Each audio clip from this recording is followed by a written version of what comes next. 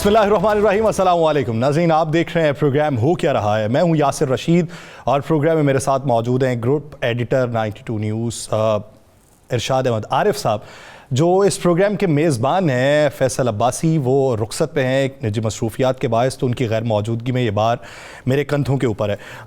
आज जो topic discuss करेंगे, आज के जो उन्वानात हैं, एक तो ये है कि सियासत के अंदर किस हद तक तेज़ी आने वाली है। आने वाले दिनों में जब इंतखाबात के लिए भाग दौड़ का आगाज़ होगा, तो जिस हद तक इत्तेहाद हो रहे हैं, वो इत्तेहाद के पीछे मकासद क्या होंगे? अगर हाथ में लाया जाएगा तो किन के साथ में लाया जाएगा? उसके अलावा क्या 18वीं तरामीम में तब्दीली के हवाले से तजावीज़ भी ज़ेर गौर है? पाकिस्तान मुस्लिम लीग नून अपना क्या मंशूर रखेगी? आइंदा की हिकमत अमली क्या होगी? लाहे अमल जो तरतीब दिया जा रहा है, उसमें किस किस का साथ मुयस्सर होगा? और अगर ये सियासी जमातें उसमें रिटेलिएशन अगर करती हैं तो किस तरीके से मनाया जाएगा? और इंतखाबात के लिए जिस हद तक तैयारियां तेज़ हैं, पंजाब की अगर सूरत हाल देखी जाए, इसके अलावा सिंध और बलूचिस्तान की सूरत हाल देखी जाए, तो पंजाब में इत्तेहाद होने से पहले नज़र मरकूज़ की गई है सिंध और बलूचिस्तान के ऊपर। तो उसके पीछे मंतिक क्या है, मसलहत क्या है, इसी पे एक खुली बात की जाएगी। हमें ज्वाइन किया है पाकिस्तान मुस्लिम लीग नून के सनुमा सरबराह मंशूर कमेटी इरफान सिद्दीकी साहब ने। इरफान सिद्दीकी साहब बहुत मशकूर हैं आपके वक्त के। इरफान सिद्दीकी साहब, आपकी जानिब में आता हूँ। एक सवाल इरशाद आरिफ साहब से पहले। इरशाद साहब, क्या समझते हैं कि आने वाले दिनों के अंदर अगर मंशूर पाकिस्तान मुस्लिम लीग नून अपना लेके निकलती है और उसमें 18वीं तरमीम के हवाले से तजावीज़ कुछ आती हैं कि उसमें कुछ शिकों के अंदर तब्दीली कर ली जाए, जिस तरह बातें गर्दिश कर रही हैं, जो हकायक हैं वो तो सिद्दीकी साहब ही बताएंगे, अगर वो काबिल अमल होती हैं तो क्या समझते हैं मंजरनामा क्या होगा? देखिए, 18वीं तरमीम जब मंजूर हुई थी तो उस वक्त भी कुछ लोगों ने आवाज़ बुलंद की थी, और वो थी एक तो जो मरकज़ और सूबों के दरमियान वसाइल की तकसीम है, और दूसरा तालीम और सेहत के शोबे जो सूबों के हवाले किए गए हैं। तो सवाल ये उठा था कि क्या इन वसाइल के साथ मरकज़ बेहतर अंदाज में अपनी कारकर्दगी दिखा सकता है कि आपने 57% जो है वो सूबों को दे दिया है, और बाकी में फिर जो दिफाई अखराजात हैं वो उसने पूरे करने हैं, जो कर्ज़ों की वापसी है और जो उस पर सूद है वो उसने पूरे करने हैं। बहुत सारे और मामलात हैं जो वफाक के ज़िम्मे हैं, और सूबे जो हैं वो तरक्याती फ़ंड्स और उन चीज़ों पर करेंगे। और दूसरा सवाल ये था कि सेहत और तालीम के हवाले से क्या सूबों की कैपेसिटी है कि वो यूनिवर्सिटीज़ को चला सकें, बड़े बड़े हॉस्पिटल्स को चला सकें, और पूरा तालीम और सेहत का निज़ाम अपने तौर पर चला सकें। बल्कि मुझे एक वाक़या याद आ रहा है कि जनरल कमर जावेद बाजवा साहब जब नए आर्मी चीफ बने थे तो कुछ अरसे के बाद उन्होंने एक अखबार नवीसों से एक मुलाकात की थी, और उन्होंने ये कहा था कि मियां नवाज शरीफ साहब मेरे पास तशरीफ़ लाए, और उन्होंने कहा कि बाजवा साहब, सही बात यह है कि ये जो 18वीं तरमीम है इसने हमारी मत मार दी है। ये बाजवा साहब के अल्फाज हैं कि मत मार दी है।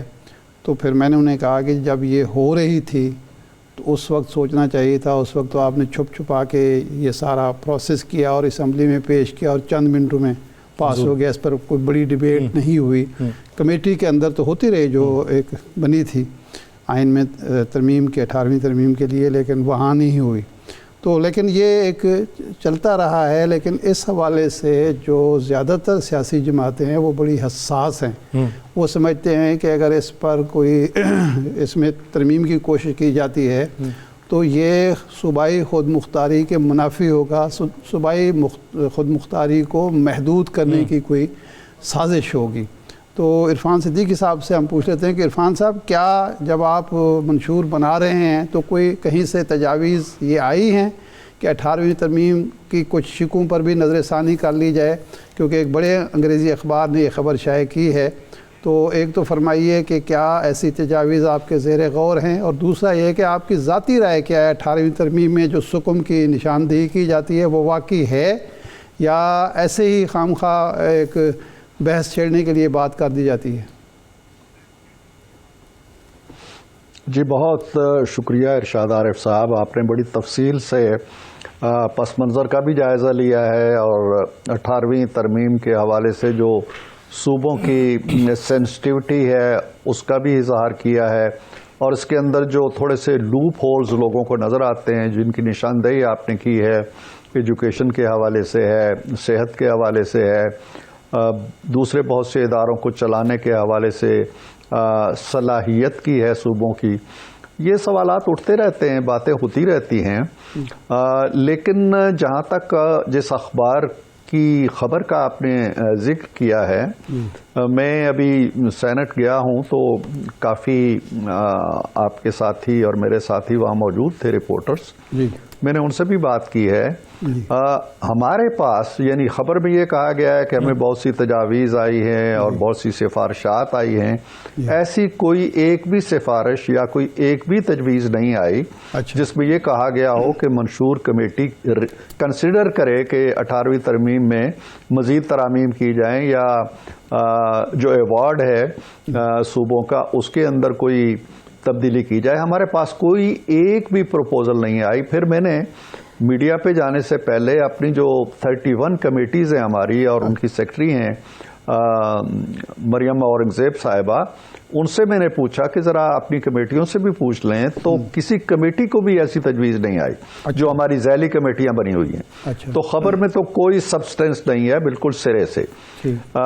منشور کی حد تک نہ ہمیں لیڈرشپ کی کوئی ایسی ہدایت آئی ہے کہ ان لائنز پہ آپ سوچیں یا ان لائنز پہ لوگوں سے مشاورت کریں۔ آپ ارشاد عارف صاحب، میں آپ کو بتاؤں کہ ہم ہر شعبے کے حوالے سے، جو آپ کو بھی میرا خط ملا ہوگا، ہم صحافیوں سے بھی مشاورت کر رہے ہیں، آراء لے رہے ہیں، صحت کے شعبے سے آراء لے لیں، قانون سازی کے شعبے سے لے رہے ہیں۔ ہم نے کسی شعبے سے اس معاملے میں کوئی سوال نہیں پوچھا کہ 18ویں ترمیم کا کیا کرنا چاہیے، نہ کسی نے ہمیں ان پٹ دی ہے۔ دوسری بات ہوتی ہے کہ پارٹی کی سطح پہ کیا کوئی ایسی بات ہوئی ہے؟ نہیں۔ پارٹی میاں صاحب کے آنے کے بعد ایک ہی بڑی مرکزی مشاورتی ایک اجلاس ہوا ہے، اس میں الیکشن کے حوالے سے، منشور کمیٹی کے حوالے سے، الیکشن سیل کے حوالے سے، جلسوں کی مہم کے حوالے سے بہت سی چیزیں طے ہوئیں۔ کہیں یہ ذکر نہیں آیا کہ ہم نے 18ویں ترمیم کے بارے میں کچھ کرنا ہے۔ یہ سوال تو یہاں ختم ہو جاتا ہے کہ ہمارے پاس ایسی کوئی تجویز نہیں ہے، ہمارا کوئی ایسا ارادہ نہیں ہے، ہمارے یہاں کوئی ایسی ایکسرسائز نہیں ہو رہی ہے۔ یہ میں بڑے واضح تردید کر رہا ہوں۔ آپ کے سوال کا اگلا حصہ یہ تھا کہ ذاتی رائے تو اب میں دینے کی پوزیشن میں نہیں ہوں ایک جماعت سے وابستہ ہونے کے ناطے، لیکن جن جماعتوں نے بڑی کھل کے اس کی حمایت کی تھی، آج بھی سینٹ میں ہم بیٹھے ہوئے تھے، رضا ربانی صاحب تھے، ڈار صاحب تھے، ہم لوگ آپس میں بات چیت کر رہے تھے لابی میں بیٹھے ہوئے، تو میں نے دیکھا کہ بہت سی چیزیں ایسی ہیں جو سارے ہی محسوس کرتے ہیں کہ یار یہ عملی طور پر کچھ مشکلات ہمیں حائل ہو گئی ہیں، یا جو وسائل کی تقسیم ہے اس کے اندر ہم کچھ چیزیں ایسی نہیں ڈال سکے۔ مثال کے طور پر ایک سیکیورٹی کا مسئلہ ہے جی، مسلح افواج کا بجٹ ہے، بہت بڑی ایک مد ہے، لیکن کیا وہ مسلح افواج اسلام آباد کے دفاع کے لیے تو نہیں ہے، وہ تو پورے ملک کے دفاع کے لیے ہیں۔ تو اس دفاعی بجٹ کے اندر صوبوں کا کیا کردار ہے، اس پہ بات ہوتی رہی، اور اس طرح کی موضوعات چلتے رہتے ہیں، اور پارلیمنٹ کمپیٹنٹ ہے۔ اگر ساری جماعتیں محسوس کرتی ہیں کہ جی ہاں ان چیزوں کی اصلاح ہونی چاہیے تو وہ ہو جائے گی، لیکن ایسا نہیں ہے کہ پی ایم ایل این کوئی یک طرفہ طور پہ اس طرح کا کوئی منصوبہ رکھتی ہے، ایسی کوئی بات نہیں۔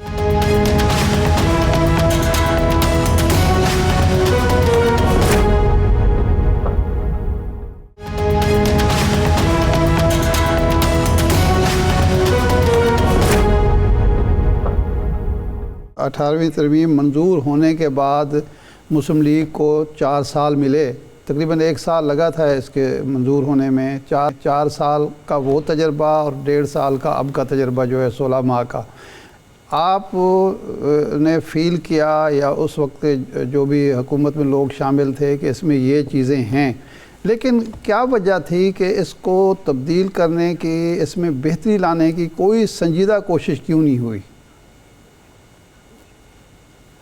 دیکھیں، سنجیدہ کوشش تو آپ یہ دیکھیے کہ جو ہماری حکومت تو آتی ہے 2013 کے اندر، اور یہ ترمیم بہت پہلے پاس ہو چکی تھی پیپلز پارٹی کے دور میں، زرداری صاحب کی حکومت۔ جی، تو ان کے دور میں بھی کوئی ایسی ایکٹیویٹی نہیں ہوئی. ہمیں تو آتے ہی آپ نے دیکھا ہے کہ کس طرح محاصرے میں لے لیا گیا, کس طرح مسائل میں الجھا دیا گیا, کس طرح ہمارے ہاتھ پاؤں باندھ دیے گئے. لیکن اس کے باوجود ہم نے مثلاً ایجوکیشن کا میں آپ کو بتاتا ہوں, جب ہم نے محسوس کیا کہ یکساں نصاب کے حوالے سے یا قومی نصاب کا نام جس کو ہم نے دیا تھا, قومی نصاب کے حوالے سے ہمیں کام کرنا ہے, تو ہم نے صوبوں کو آن بورڈ لے لیا. ہم نے کہا جی یہ آپ کا سبجیکٹ ہے, لیکن آپ اگر رضامندی کے ساتھ ہمارے ساتھ شریک سفر ہوں گے, مل بیٹھیں گے, تو پھر ہم اس پہ کام کریں گے.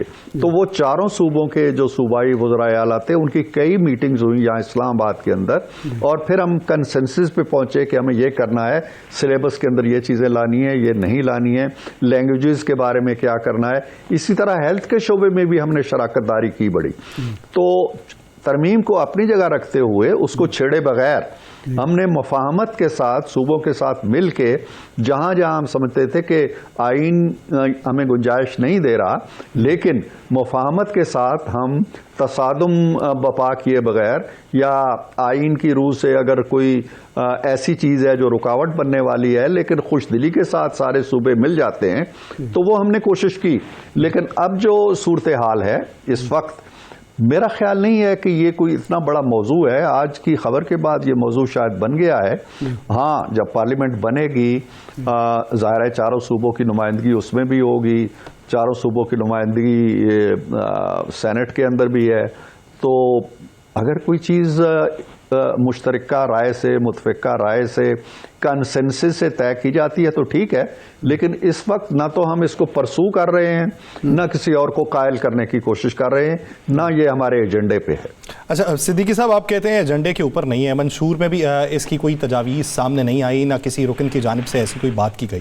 اچھا, بطور ایک سیاسی رہنما آپ کیا سمجھتے ہیں کہ اس کا حل کیا ہو سکتا ہے کہ جب آرٹیکل 160 کے تحت NFC ایوارڈ جو ہے وہ آخری حصہ صوبوں کو ہی جائے گا, اور بارہا یہ باتیں سننے کو ملتی ہیں, وفاق کہتا ہے ہمارے پاس پیسے نہیں, صوبے کہتے ہیں ہمیں ہمارا حصہ پورا نہیں دیا گیا, ہمارے وفاق کی طرف واجبات ہیں, جس طریقے سے آپ نے بھی مینشن کیا کہ دفاعی بجٹ جو ہے وہ اکیلا وفاق نے تھوڑی دینا ہے, حفاظت تو سبھی کی ہو رہی ہے. تو اس کا حل بہتر کیا نکالا جا سکتا ہے؟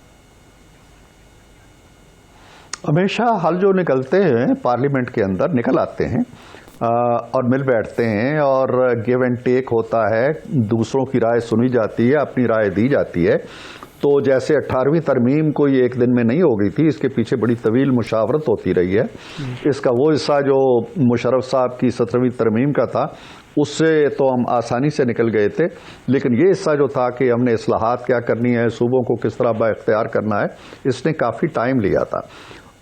اسی طرح اب آگے چل کے بھی صوبوں کے تعاون سے مرکز کے اندر جو جماعتیں ہوں گی, ان کی پہلے باہمی مشاورت ہوگی, اور اگر کوئی چیز طے ہوتی ہے تو بہت اچھی بات ہے, اور اگر نہیں ہو سکتی ہے تو میں بار بار ایک چیز کہہ رہا ہوں کہ ہمارے لیے یہ کوئی انا کا مسئلہ نہیں ہے.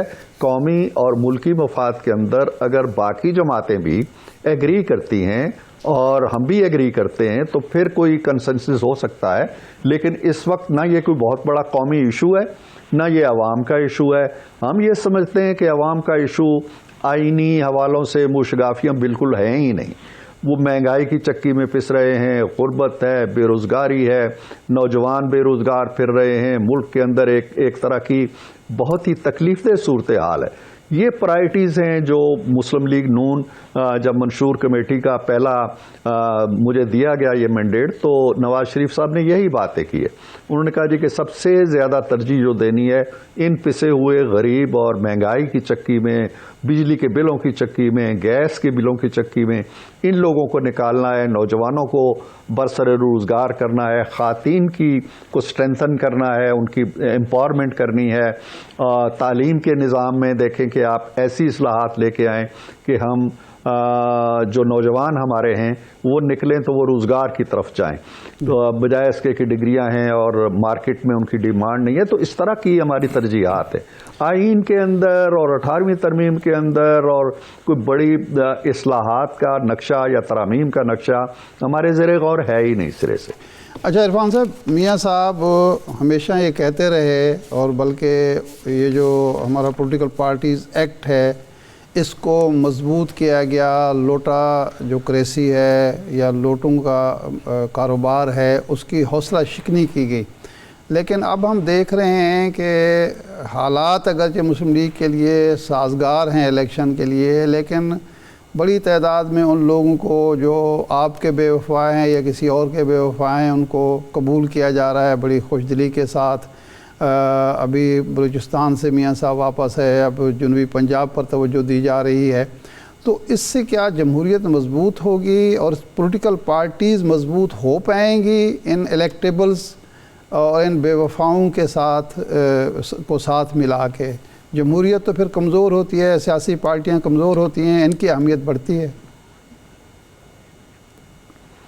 جمہوریت ارشاد عارف صاحب صرف ایک چیز سے مضبوط ہوگی، وہ ہے کہ الیکشن کے بعد بننے والی حکومت کا استحکام اور استقرار 5 سال پورے کرنا، پھر 5 سال، پھر 5 سال. یہ ایکسرسائز آپ کرتے رہیں گے تو جن لوگوں کا نام آپ لے رہے ہیں نا، جو سورج مکھی کی طرح چہرے بدل لیتے ہیں یا جب سورج طلوع ہوتا ہے تو ادھر رخ کر رہے، یہ ایلیمینیٹ ہو جائیں گے. پولیٹیکل پارٹیز، بڑی بڑی پولیٹیکل پارٹیز کو آپ نے مارا ہے، آپ نے ایک تھیوری دی. آپ سے میری مراد آپ کی شخصیت نہیں ہے، میرا اشارہ ان قوتوں کی طرف ہے جنہوں نے، مثال کے طور پر مسلم لیگ نون اگر بڑی قوت ہے تو اس کو ٹوٹے ٹوٹے کرو. اگر پیپلز پارٹی بڑی قوت ہے تو اس کے اندر سے نئی نئی شاخیں نکالو، کہیں سے کاف لیگ نکالو، کہیں سے پروگریسو پیپلز پارٹی نکالو، کہیں سے پیٹریاٹ نکالو. یہ کام جو جب تک ہوتے رہیں گے تو سیاستدانوں کو یا سیاسی جماعتوں کو اپنی بقا کے لیے اور اپنے آپ کو انتخابات میں ریلیونٹ رکھنے کے لیے، پاور سٹرگل کے لیے ان چیزوں کے یا ان بیماریوں کے ساتھ چلنا پڑے گا. یہ کوئی آئیڈیلزم نہیں ہوتی ہے. سیاست جو ہے یہ کوئی خیر و فلاح کا کام نہیں ہے. سیاست میں ہر جماعت، چاہے اس کا نام جماعت اسلامی ہو یا کوئی اور ہو، وہ پاور سٹرگل میں ہوتی ہے، وہ اقتدار حاصل کرنا چاہتی ہے، اور اقتدار حاصل کرنے کے بعد وہ جب اسے پاور ملتی ہے تو وہ پھر اپنا ایجنڈا نافذ کرتی ہے، ادروائز تو کچھ نہیں کر سکتی. یہ جو چیزیں آپ کہہ رہے ہیں یہ ٹھیک نہیں ہے، ماضی میں بھی ہوتی رہی ہیں، ہر پارٹی کرتی رہی ہے، اب بھی ہو رہی ہیں. لیکن اس کی وجہ یہ ہے کہ ہم نے جمہوری جماعتوں کو، بڑی جمہوری جماعتوں کو ہم نے گالی بنا دیا کہ جی انہوں نے باریاں لگائی ہوئی ہیں. بھائی دیکھو 150 سال سے امریکہ میں باریاں لگی ہوئی ہیں، کوئی تیسری جماعت آئی ہے؟ برطانیہ میں باریاں لگی ہوئی ہیں 100 سال سے، کوئی دوسری جماعت آئی ہے؟ تیسری جماعت آئی ہے؟ تو ہم نے گالی بنایا، اور جب گالی بنایا تو یہ جو چھوٹے آپ کو نظر آتی ہیں چیزیں کہ جی یہ لوٹا ہے تو اس نے وفاداری بدل لی تھی تو یہ بک گیا تھا، یہ اس نظام کے اندر سے پیدا ہوئے ہیں جس کو آپ نے غیر مستحکم کیا. نہیں عرفان صاحب، اب جب تک یہ غیر مستحکم رہے گا یہ ریلیونٹ رہے گا. عرفان صاحب یہ جو ٹوٹے ہوتی ہیں، جماعتوں میں شبخون مارا جاتا ہے، یہ انہی جنہیں لوٹا کہا جا رہا ہے، بے وفا کہا جا رہا ہے، انہی کے بلبوتے پر تو یہ جماعتیں کمزور کی جاتی ہیں، اور پھر وہی جماعتیں ان کو گلے لگا کے ان کی اہمیت میں اضافہ کرتی ہیں. آپ نے بالکل میری دلیل دے دی ہے نا کہ جب میرے بدن کے کچھ حصے کاٹ کے آپ کاف لیگ میں ڈال دیں گے، پی ٹی آئی میں ڈال دیں گے، میرے بدن کے کچھ اجزاء کاٹ لیں گے، اور جب مجھے موقع ملے گا کہ ہاں یار میں نے آگے بڑھنا ہے اور وہی اجزاء پلٹ کے میری طرف آئیں گے تو میں گود لے لوں گا نا ان کو. بہت شکریہ عرفان صدیقی صاحب اس حوالے سے اپنا ولی. ناظرین دیگر ایشوز پہ بات کریں گے ایک شارٹ بریک کے بعد، کہیں نہیں جائے گا. Stay with us.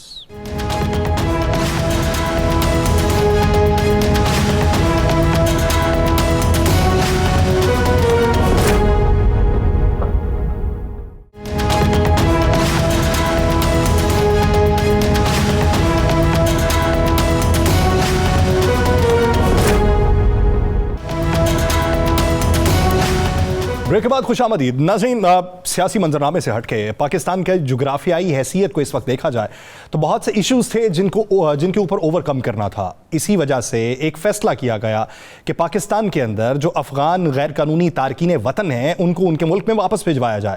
اور کیلکولیشن جب کی گئی تو اعداد و شمار جو سامنے آئے وہ بھی ہوش ربا تھے کہ کتنے غیر قانونی تارکین وطن ہیں کہ جن کے پاس پاکستان میں رہنے کی کوئی آئیڈینٹی موجود نہیں ہے اور وہ پاکستان میں رہ رہے ہیں، جن کے تانے بانے بھی پاکستان میں ہونے والی دہشت گردی میں ملوث دہشت گردوں سے بھی ملتے رہے, ان کے وہ سہولت کار بنتے رہے, اور بالآخر فیصلہ ہوا کہ ایک ڈیڈ لائن دے دی جائے جس کے بعد یہ واپس چلے جائیں. اس ڈیڈ لائن کے بعد بھی بہت بڑی تعداد کے اندر پاکستان میں یہ لوگ موجود ہیں, اور ان کی واپسی کے لیے اس وقت کوششیں کیا ہو رہی ہیں, اور ان پہ عمل پیرا جو اس وقت قواعد و ضوابط ہیں اس میں مشکلات کیا درپیش ہیں. اسی بارے میں بات کرنے کے لیے ہمیں جوائن کیا ترجمان دفتر خارجہ ممتاز زہرا بلوچ صاحبہ نے. ممتاز زہرا صاحب, بہت شکریہ آپ کے وقت کا. میں آپ کی طرف آتا ہوں, لیکن ایک سوال پہلے ارشاد عارف صاحب سے. ارشاد عارف صاحب, آپ کیا سمجھتے ہیں کہ ابھی جو فیصلہ لیا گیا ہے, ایک تو بہت مشکل فیصلہ تھا, اور اس فیصلے کے ریبٹل میں ہمیں بہت کچھ سننا بھی پڑا, لیکن یہ فیصلہ کس حد تک سود مند ہے اور کس حد تک قابل عمل؟ دیکھیں, بات یہ ہے کہ کوئی بھی ملک دنیا میں غیر قانونی تارکین وطن کو نہ برداشت کرتا ہے, نہ قبول کرتا ہے, اور نہ بوجھ اٹھا سکتا ہے, کیونکہ اس کے ساتھ معاشی مسائل بھی ہوتے ہیں, سفارتی مسائل بھی ہوتے ہیں, سماجی مسائل بھی ہوتے ہیں, بہت ساری چیزیں, بڑی بڑی معیشتیں جو ہیں. مثلا انگلینڈ کی بات ہے, یو کے کی, وہاں آپ دیکھیں یہ بحث چل رہی ہے, تو وہ بھی مسائل کا شکار ہیں. اور کئی ممالک ہیں, شامی جب تارکین وطن نے مختلف ممالک کا رخ کیا, حالانکہ وہ ایک جنگ کی کیفیت تھی, تو وہاں کتنے مسائل پیدا ہوئے. تو فیصلہ جو حکومت نے کیا اس میں تو کسی کو شک اور شبہ نہیں تھا اور نہیں ہونا چاہیے کہ وہ صائب تھا. ہاں, البتہ اس پر بات ہو سکتی تھی کہ جو وقت دیا کیا تھا وہ مناسب تھا, کافی تھا, یا مزید وقت ملنا چاہیے, یا یہ ہے کہ جو نچلی سطح پر, اوپر کی سطح پر تو کوئی ایسا ابہام نہیں تھا, نچلی سطح پر کوئی کسی کے ساتھ زیادتی نہ ہونے پائے.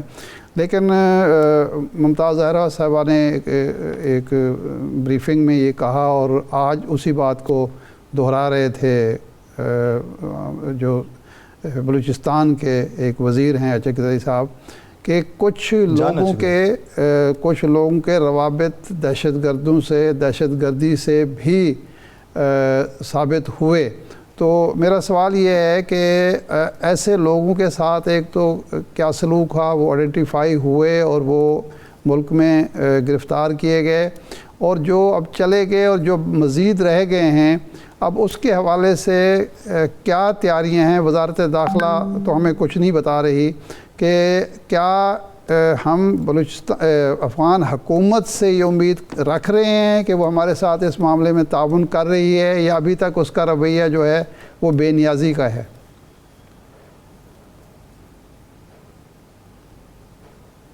ممتاز زہرا صاحب, میرا خیال ہے رابطہ.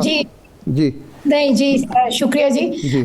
دیکھیں, یہ جو پالیسی اس وقت امپلیمنٹ ہو رہی ہے اب 1 نومبر سے, اس میں پاکستان نے یہ اناؤنس کیا تھا کہ وہ لوگ جو خود سے فیصلہ کر لیں اور یہاں سے چلے جائیں, ایک ایمنسٹی اسکیم تھی 1 نومبر تک, ان کے لیے پاکستان جب یہ دوبارہ ویزاز کے لیے اپلائی کریں گے تو پاکستان ان کو بڑا سمپیتھیٹکلی کنسیڈر کرے گا. آف کورس ہمارے اپنے لاز ہیں, اس کے حساب سے ہوگا.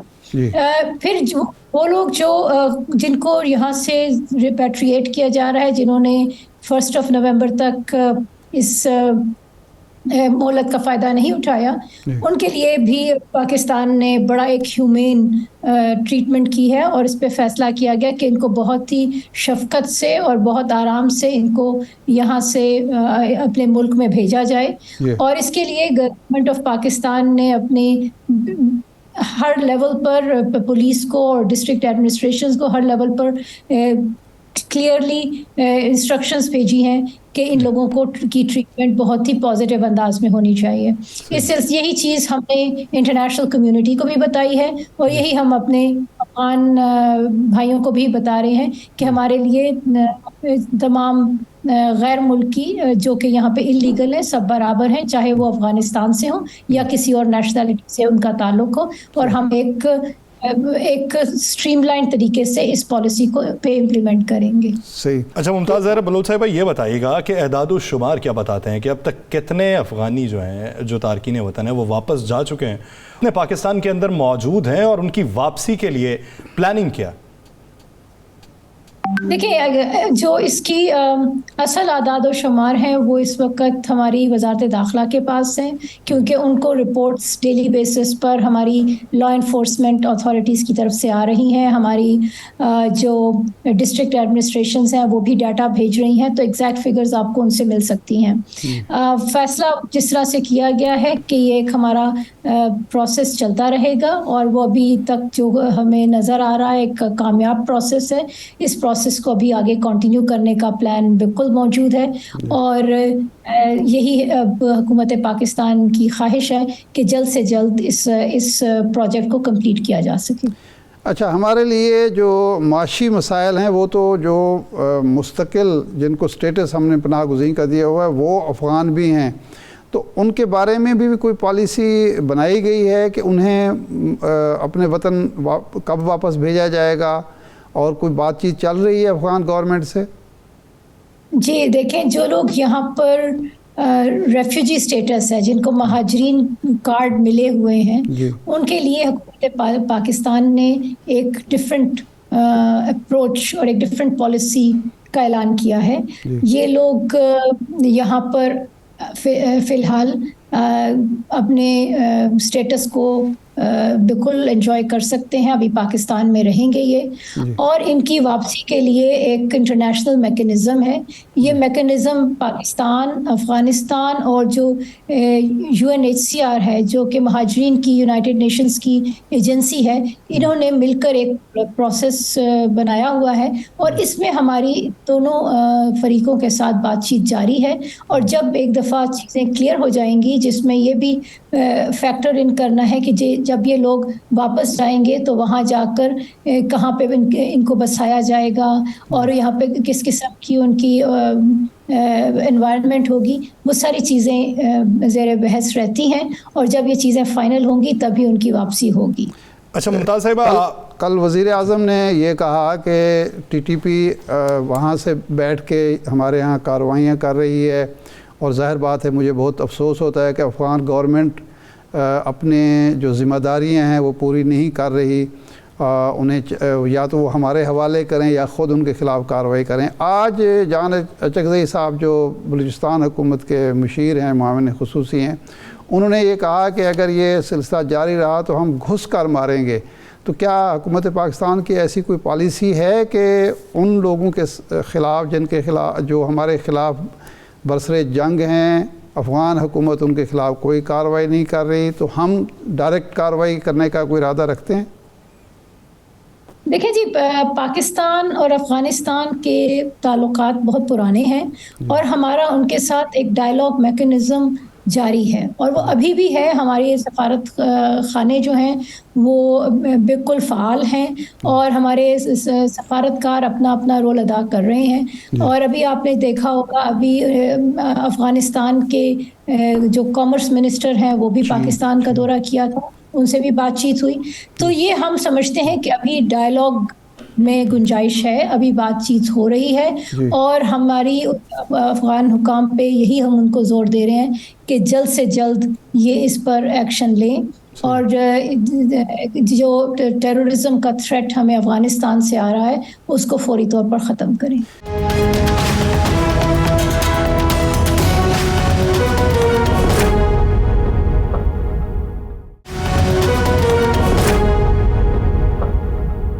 चीन में मुस्लिम वज़राए ख़ारजा जमा हुए हैं, सऊदी अरब है, उर्दन है, दूसरे हैं, और दरख्वास्त की गई है कि वो जो गज़ा की जंग है और गज़ा में नस्ल कुशी है इसको रोकने के लिए अपना किरदार अदा करे।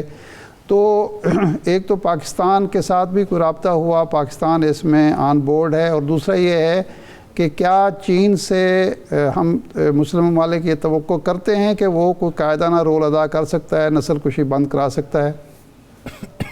जी, ये जो अभी आप जिस दौरे की बात कर रहे हैं, ये एक डेलीगेशन है जो कि अरब और इस्लामी ममालिक का है। बेसिकली ये अरब ममालिक का डेलीगेशन है, और उसमें इंडोनेशिया को, जो कि सबसे बड़ा एक मुल्क है, और वगैरह इन ममालिक का एक रोल है, तो वो मौजूद है वहाँ पर। और ये इनको जो रोल है ये दिया गया है, जो अभी रिसेंटली एक OIC کی اور عرب لیگ کی ایک مشترکہ سمٹ ہوئی تھی. اس میں یہ فیصلہ کیا گیا تھا کہ ایک اس طرح کا گروپ جا کر پرماننٹ ممبرس کے ساتھ اور انٹرنیشنل پلیئرز کے ساتھ بات چیت کریں. تو آپ جس طرح جانتے ہیں چین جو ہے وہ یونائٹڈ نیشنز سیکیورٹی کاؤنسل کا ایک پرماننٹ رکن ہے, اور اس وقت سیکیورٹی کاؤنسل کی صدارت بھی چین کے پاس ہے.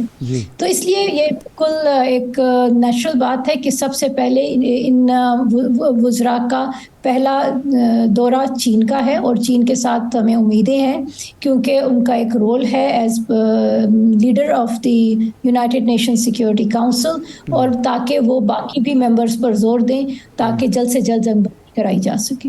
صحیح. اچھا جی ممتاز صاحبہ, اگر دیکھا جائے پچھلے دنوں ہمارے جو سینٹیمنٹس ہیں ان کو لے کے بہت سارے لوگ یہ کہتے ہیں کہ ہمیں فلسطین کی امداد کرنی چاہیے, لیکن ایک کنٹری کے حوالے سے آپ کو یہ بھی ہے کہ وے کون سا دے گا, کون سا ملک اس میں تعاون کر سکتا ہے. اسی بیچ ایک کانسپائریسی پر مبنی ایک نیوز چھوڑی جاتی ہے جو جہاز کے حوالے سے ہے کہ جہاز کوئی سامان لے کے گیا ہے لیکن وہ فلسطین کے لیے نہیں ہے. کیا دفتر خارجہ نے اس پہ کوئی وضاحت دی ہے کہ اور اس پہ کوئی ایکشن لینے کی بات کی ہے کہ ایک ایسے ماحول کے اندر اس طرح کی خبریں جو فیڈ کی جاتی ہیں وہ ماحول کو بھی پرفتن کرتی ہیں؟ دیکھیں, آپ کی بات جو ہے اس پہ میں یہی کہوں گی کہ جو فیک نیوز ہوتی ہے اس پر فارن آفس کو کمنٹ کرنے کی ضرورت نہیں کیونکہ وہ فیک نیوز ہے, اور آپ میڈیا کے لوگ اس چیز کی بالکل صداقت کو بیان کر سکتے ہیں ساری دنیا کے سامنے. یہ بالکل من گھڑت بات ہے, اور اس طرح کی من گھڑت باتوں کی کوئی گنجائش نہیں ہوتی کہ اس پر فارن آفس ایک آفیشیل سٹانس دے. ہم ایک ذمہ دار ادارہ ہیں اور ہم آفیشیل جو امپورٹنٹ چیزیں ہیں ہم اس پہ بات کرتے ہیں, ہم فیک نیوز پر کامنٹ نہیں کرتے. فیک اور من گھڑت خبروں کے اوپر کامنٹ نہیں کیا جاتا کیونکہ اعداد و شمار جو بتائے جاتے ہیں وہ سوشل میڈیا پہ کچھ اور ہوتے ہیں, حقائق کچھ اور ہوتے ہیں, حقائق سے منافی بہت سی خبریں گردش کرتی رہتی ہیں. بہت شکریہ ممتاز زہرا بلوچ صاحبہ اس حوالے سے اپنا وقت دینے کے لیے. ناظرین, سیاست ایک عجب چیز ہے کہ آج کا جو حریف ہے وہ مستقبل کا حلیف ہو سکتا ہے, اور ماضی کا جو حریف تھا وہ آج کا حلیف ہے. یعنی ماضی میں جو آپ کو ٹھیک نہیں لگتے تھے آج وہی ٹھیک لگتے ہیں. یعنی سیاست کی اینک کا نمبر اپنی منشا اور اپنی مرضی کے مطابق یا اپنے منظرنامے کے مطابق تبدیل کیا جا سکتا ہے. کس کو کتنا قریب تر دیکھنا ہے, کس کو کتنا دور رکھ کے دیکھنا ہے, یہ آپ کے اوپر منحصر ہے, لیکن عوام کے بارے میں کتنا سوچا جاتا ہے ایک بنیادی سوال ہے. اگر بات کی جائے ارشاد صاحب, پاکستان پیپلز پارٹی کے چیئرمین بلاول بھٹو زرداری صاحب نے آج نوشہرہ کے اندر خطاب کرتے ہوئے یہ کہا کہ اگر الیکشن سے پہلے ہی رزلٹ کو طے کر لینا ہے تو پھر انتخابات کا کوئی فائدہ نہیں, اور ہم کسی کا فیصلہ نہیں مانیں گے, ہم عوام کا فیصلہ مانیں گے. پیپلز پارٹی تب تک خاموش تھی جب بلوچستان سے وعدے وعید ہو رہے تھے, لیکن ادھر پلٹا کھایا ہے لوگوں نے تو پیپلز پارٹی زیادہ چیخنا شروع ہوئی. وجہ کیا لگتی ہے؟ ایک تو ظاہر ہے الیکشن کا ماحول ہے, تو الیکشن میں تو پھر ایسے ہی ہوتا ہے, پوائنٹ سکورنگ ہوتی ہے, الزام تراشی ہوتی ہے, مخالفین کو برا اور اپنے آپ کو اچھا ثابت کیا جاتا ہے. لیکن کچھ شکایات جائز بھی ہیں. مثال کے طور پر جہاں تک الیکشن کا فروری تک جانا ہے اس میں تو بلاول صاحب اور ان کی پارٹی شریک ہے. یہ نہیں کہہ سکتے کہ جی ہم تو چاہتے تھے وقت پر الیکشن ہو, یہ بھی نہیں چاہتے تھے, کوئی بھی نہیں چاہتا تھا ان میں سے. اسی لیے وہ جو مردم شماری کا معاملہ اس میں تحفظات ہونے کے باوجود بھی منظور آپ کر رہے ہیں. ہاں, تحفظات بھی ہمیں بتایا جا رہا ہے, وہاں تو میرا نہیں خیال کہ کچھ کہا گیا ہوگا. لیکن یہ ہے کہ اگر یہ تاثر ایک جماعت دے کہ جی ہمارے معاملات طے ہو گئے ہیں اور ہم حکومت بنائیں گے, تو وہ بہرحال غلط بات ہے. یہ دعویٰ کرنا تو ہر پارٹی کا حق ہے کہ جی ہم ہی حکومت بنائیں گے, عوام کی تائید و حمایت ہمیں حاصل ہے. لیکن یہ کہے کہ معاملات طے ہو گئے ہیں یا جو کیسز کے فیصلے ہوں وہ دھڑا دھڑ ہو رہے ہوں اور ایسے جو معمولی قسم کی رسمی کارروائیاں ہیں ان کی پرواہ بھی نہ کی جا رہا, تو وہ تو پھر جائز ہے. لیکن سوال یہ ہے کہ ہمارے سیاستدان یہ کب سیکھیں گے؟ ابھی جو ہم لوٹوں کی بات کر رہے تھے یا فصلی بٹیرے جنہیں کہنا چاہیے یا وفاداریاں بدلنے والے جو لوگ ہیں, یہ سب کو پتہ ہے کہ جب تک اس ملک میں سیاسی جماعتیں مضبوط نہیں ہوں گی, سیاسی جماعت کے منشور پر الیکشن نہیں لڑا جائے گا, جب تک شخصیت پرستی جو بت پرستی کی ایک شکل ہے وہ برقرار رہے گی، جمہوریت مضبوط نہیں ہو سکتی۔ یہاں اور دلیلیں دے دی جاتی ہیں کینیڈی خاندان کی، نہرو خاندان کی، لیکن یہ نہیں دی جاتی کہ وہاں جو نہرو خاندان نے بھی سیاسی جماعتوں کے اندر خدمات انجام دیں، کینیڈی خاندان نے سیاسی جماعتوں کے اندر خدمات انجام دیں اور اپنی خدمات اپنی جد و جہد کے نتیجے میں اوپر آئے۔ کسی نے کینیڈا کا بیٹا ہونے کی وجہ سے کوئی بڑا عہدہ جماعت کا یا سرکاری نہیں دے دیا۔ اندرا گاندھی کو جواہر لال نہرو کے بیٹی ہونے کی وجہ سے جواہر لال نہرو کے بعد وزیر اعظم نہیں بنا دیا گیا تھا، وہ شاستری بنے تھے۔ ان کی جد و جہد تھی جس کی وجہ سے وہ آئیں۔ ہمارے یہاں یہ ہوتا ہے کہ کسی جد و جہد کے بغیر اعلیٰ ترین منصب پارٹی کے اندر اور پارٹی کے باہر دے دیے جاتے ہیں، اور وہ پھر ریفلیکٹ کرتا ہے۔ یہ جو الیکٹیبلز کیا ہیں، یہ وہی شخصیت پرستی ہے نا، کہ ایک بہت بڑے سیاستدان تھے اس ملک کے، ان کے بیٹے جو تھے وہ پنجاب اسمبلی کے رکن رہے، بعد میں قومی اسمبلی کے رکن بھی رہے۔ آپ یقین کریں نہ وہ بول سکتے تھے، ذہنی توازن ان کا کوئی درست نہیں تھا، لیکن وہ ایم پی اے بن کے آ جاتے تھے، اس لیے کہ ایک غلامانہ خو جو ہماری قوم کے اندر پیدا کی گئی ہے اس کی بنیاد پر ووٹ بھی لیتے تھے، حالانکہ آئین میں یہ لکھا ہوا ہے کہ ذہنی طور پر بالغ ہونا بہت زیادہ ضروری ہے، لیکن یہاں پہ سیاسی بلوغت سکھاتے اپنی بلوغت غائب ہوئی ہوتی ہے سیاست۔ آپ کیا سمجھتے ہیں، ہم 80-90 کی دہائی کو چھوڑیے، 18 اور 23 ان میں فرق کیا ہے؟ ایک مینٹل اپروچ، ایک سائیکی، ایک بیانیہ، کیونکہ نیا ووٹر بہت بڑی تعداد میں رجسٹرڈ ہوا ہے اور جو اس سے واقفیت رکھتا ہے وہ بہت زیادہ یعنی سینئر لوگوں سے، وہ یعنی اپنے باپ کو سکھائے گا کہ کس طریقے سے زندگی کے اسلوب تبدیل ہو چکے ہیں، اطوار تبدیل ہو چکے ہیں۔ کیا آپ کو لگتا ہے کہ ابھی بھی الیکٹیبلز کی سیاست ہے؟ کیونکہ ماضی قریب کے اندر ہم نے شاہ محمود قریشی صاحب کی بیٹی کو ہارتے ہوئے دیکھا ہے، گدی رکھنے کے باوجود، پورا ہولڈ ہونے کے باوجود ہارتے دیکھا ہے۔ کیا آپ کو لگتا ہے کہ ابھی بھی الیکٹیبلز کی سیاست اسی طریقے کی ہے جس طرح ماضی میں تھی؟ جب بڑی سیاسی جماعتیں اپنی جماعتوں کے اندر جمہوریت نہیں لائیں گی، شخصیت پرستی لائیں گی، اور پھر بدلتے ہوئے حالات کا ادراک نہ کرتے ہوئے انہی شخصیات کو جنہوں نے کل ان سے بے وفائی کی تھی، انہی لوگوں کو جو کل جمہوریت کے دشمن سمجھے جاتے تھے، غیر جمہوری قوتوں کے اعلی کار سمجھے تھے، ان کو گلے لگائیں گی تو اس کے بعد الیکٹیبلز تو مضبوط ہوں گے۔ ہوتا یوں ہے کہ ایک الیکشن میں پتہ چلتا ہے کہ الیکٹیبلز کو شکست ہو گئی، اور اگلے الیکشن میں پھر اسی کو وسائل دے کے، اس کو فیور دے کے، اس کو سارا کچھ کر کے مضبوط کر کے کھڑا کیا جاتا ہے تاکہ کوئی مڈل کلاس کا بندہ، کوئی پڑھا لکھا، کوئی جمہوری ذہن کا، کوئی اصول پسند، کوئی نظریاتی کارکن جو ہے جماعت یا شخصیت یا جماعت کے منشور کی بنیاد پر آگے نہ آ سکے، کیونکہ وہ اگر آ جائے گا تو پھر اس خاندانی سیاست کے خلاف کھڑا ہوگا، اور آ جائے گا اگر تو وہ جمہوریت کی بات کرے گا۔ ناظرین، پروگرام کا وقت ختم ہو جاتا ہے مجھے اور ارشاد عارف صاحب کو دیجیے اجازت۔ اپنا بہت سا خیال رکھیے گا، اللہ نگہبان۔